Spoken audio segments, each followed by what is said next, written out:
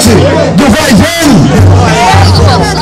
do buracão, da engenhoca, e sim, todas as comunidades estão aqui presentes participando.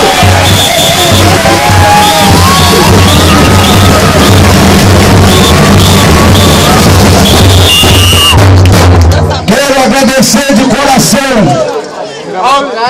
Quero agradecer de coração o apoio que vocês me deram durante esses 4 mandatos.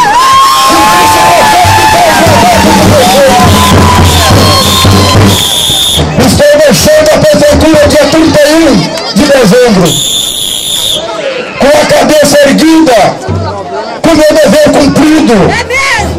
Sim, trabalhei muito, lutei, busquei recurso. Trouxemos várias obras importantes para nossa querida Entre Folhas. Errei também. Não tive condição, talvez, de fazer aquilo que estava dentro do meu pensamento e dentro do meu coração.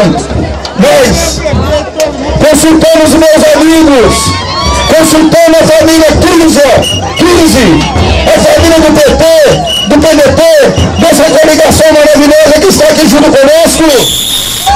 Escolhemos 2 pessoas para continuar o nosso trabalho.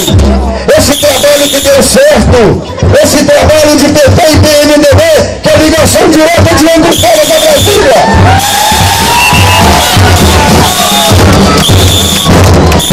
Quero pedir a vocês de coração, não deixem o nosso Entre Folhas parar.